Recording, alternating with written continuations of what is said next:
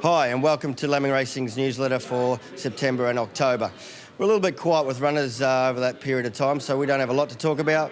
But this time of year, normally I'm in the stables or down at a restaurant. But today I'm at the Grand Hyatt. It's Derby Eve and we're just coming off the back of Winx's tremendous win last week in the Cox Plate.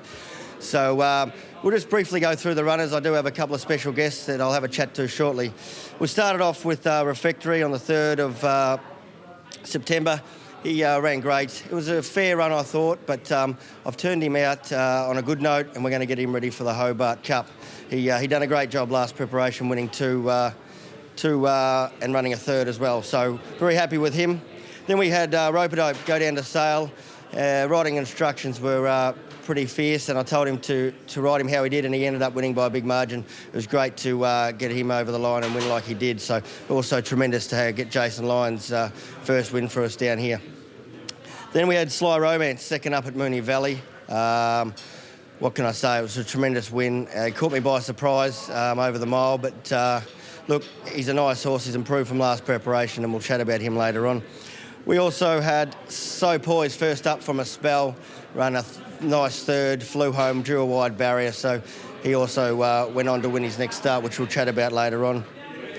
Then we had Wales go to Caulfield and race wasn't run to suit, but unfortunately that was his last run, so it was sad for connections involved with him. He did bow a tendon and he is now retired, so it was a sad day for all involved with him. He was a great horse for the stable and also for Group 1, but anyway, that's racing and we'll move on. We had Lustful Thoughts second up for the stable. She duly saluted at Pakenham and she was nice odds as well, so I hope some people got a piece of that. She has gone to the paddock now. Then we had Sly Romance go around in the Moe Cup. Sort of wasn't run to suit him. He got back. The track was a bit sticky that day, so it was a sort of forget run. We'll talk about him coming forward as well. We had So Poised go to Bendigo on a Saturday. It was a good win. He drew wide. The race was sort of run slow and he pulled a little bit and got out and he was too good for them. So it was good to get his maiden out of the way and we'll go on to bigger and better things with him. Then we had Meridian Star last Tuesday go to Cranbourne. She went round favourite but unfortunately pulled up sore. So that can happen with racing and she's gone to the paddock. So going forward, horses to follow. This week we got Sly Romance and the Lavazza Black on Tuesday over 28. I think he'll run a great race. And then Thursday at Flemington we've got Uncle Keithy first up in the grey race. Now look, if he puts in what he done last time first up, he'll give him a hell of a fright. He comes in nicely at the weights as well and I don't think it's overly strong looking at the noms. We'll also have So Poised in the 3-year-old 1800. I think it's a nice race for him as well. So look, it's a great time of year to have these horses racing.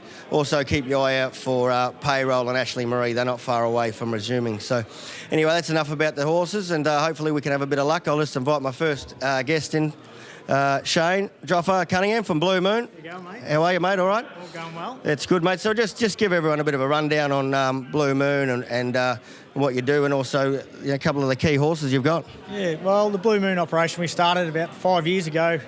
Me and Swanee and another mate, Benny Vague, and we've slowly built her up over the past few years and gone from having 1 or 2 horses up to 12 with Richie now. So pretty exciting week this week. We ended up, I think we've got 7 runners for the week, which is pretty good for us. It's the first time we've had that amount of runners in a week, so exciting times ahead for everyone involved. Especially having to run a Cup Day. It's going to be pretty big for us, and then butter up again on Oaks Day. So got a few good young horses coming through as well. So yeah, at the moment it's all going well. Just quickly, what was the first horse that kicked you boys off? Yeah, me and a group of footy mates down at the Kilcunda Footy Club with another mate of ours that played with us, Shay Eden, got us involved in our first one called To Infinity, and we got that and another one on your Keithy, and after a few bus trips and a bit of fun, people wanted to get involved with us, especially with Swanee. Bit of drinking involved, yeah? Yeah, there's a couple of wild bus trips, a few pretty famous ones, I think. One down to Camper down there that gets talked about a fair bit, but once people, seen Swanee at the races and involved with us, people wanted to get on board. So, yeah, we had a crack and went to the sales and put our heads on the chopping block a bit and ended up buying 5 and finding owners, and it's all rolled on from there. Yeah, absolutely, and it's great to be able to train for you guys, and we've had a fair bit of luck too. So going forward, a couple of key horses for you would be probably Slow Romance and Uncle Keithy. Pretty nice horses. Yeah, them too, and there's a couple of young ones coming through who look like they're going to be pretty handy. We might keep a lid on them, shall we? We should, yeah. I think we'll put them away for a while and talk about them another day. No worries. All right, thanks for joining me, mate, and great to be able to train your horses. Thanks. All right, my second guest is Paul Falgate. Some people might know him, some mightn't, from the dog world a few years back. But Paul, great to have you part of the team, and obviously you bought into a few horses. Just give people a bit of a background on when you were training the greyhounds and what you're up to now.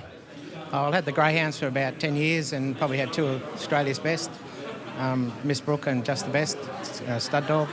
And then I started with the horses with you and your dad on about 12 years ago. Around that same time, we had Bradley Agro running around, a grey horse.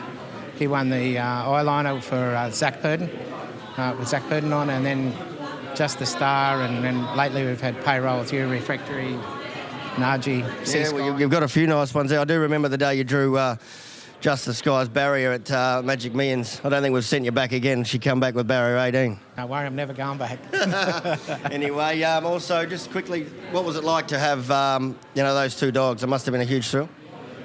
Yeah, well, Miss Brooke was Queensland Greyhound of the Year, and Just the Best, probably his best career was a stud dog, and his pups won all over the world, and they won the big races in Ireland and England and New Zealand, and he sort of changed the face of breeding in that, and all his grandsons and great-grandsons now are still throwing winners, I see, so yeah. It was a big thrill. Yeah, no worries. And just quickly, obviously you're in Payroll and a couple of other nice horses. You've just bought into some more, so it's great to have your support and backing me. I'm only a young trainer going forward, but what have you got coming up you could tip anyone out there? Right now, we've probably got... what have we got? Not mine. Just a tip out wide. We know you're a pretty good astute punter. Like, we got the Cup coming up. We've got the Derby. What are you going to back over the next couple of days? I think Hartnell's a good thing to win the Cup. Geez, Hartnell's a good thing. There you go, guys. That's a big tip and it's a big call. But anyway, thanks, Paulie. Thanks for your support, and we'll catch you around. All right, guys, just to wrap it up, that's the newsletter this week. It's a bit different. It's not out in the open or in the stables like it can be. But until next time, happy punting and ciao for now.